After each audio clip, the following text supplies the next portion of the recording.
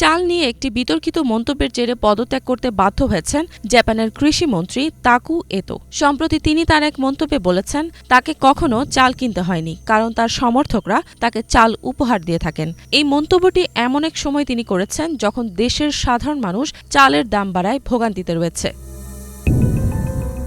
Saga প্রিফেকচারে আয়োজিত তহবিল সংগ্রহের অনুষ্ঠানে উপস্থিত হয়ে কৃষিমন্ত্রী এমন মন্তব্য করায় দেশজুড়ে ব্যাপক বিতর্কের সৃষ্টি হয়। বার্তা সংস্থা রয়টার্সের প্রতিবেদন অনুযায়ী এই ঘটনার পর ২১ মে তিনি পদত্যাগপত্র জমা দেন।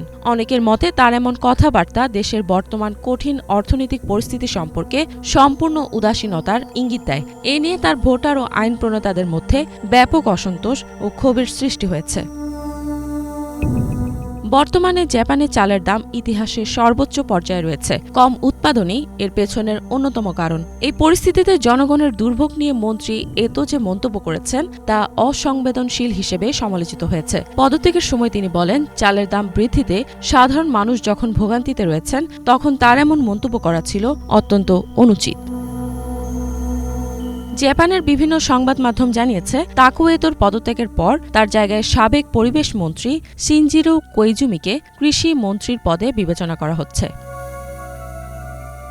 রয়টার্সের প্রতিবেদন অনুযায়ী গত এক বছরে জাপানের চালের মূল্য দ্বিগুণ হয়েছে।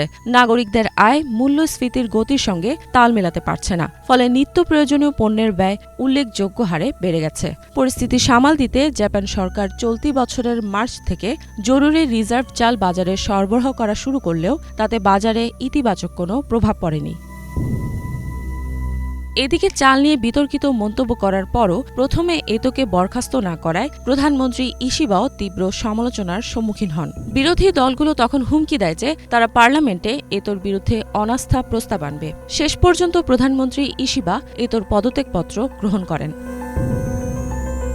কৃষিমন্ত্রীর এই পদত্যাগ প্রধানমন্ত্রী ইশিবার জন্য একটি বড় ধাক্কা হিসেবে বিবেচিত হচ্ছে। এদিকে আগামী জুলাই মাসে জাপানের উচ্চ কক্ষের নির্বাচন অনুষ্ঠিত হতে যাচ্ছে। এর আগে গত বছরের অক্টোবরে অনুষ্ঠিত আগাম নির্বাচনে তার লিবারেল ডেমোক্রেটিক পার্টি এলডিপি এবং জোটসঙ্গী কোমেইতো নিম্নকক্ষের সংখ্যাগরিষ্ঠতা হারায়।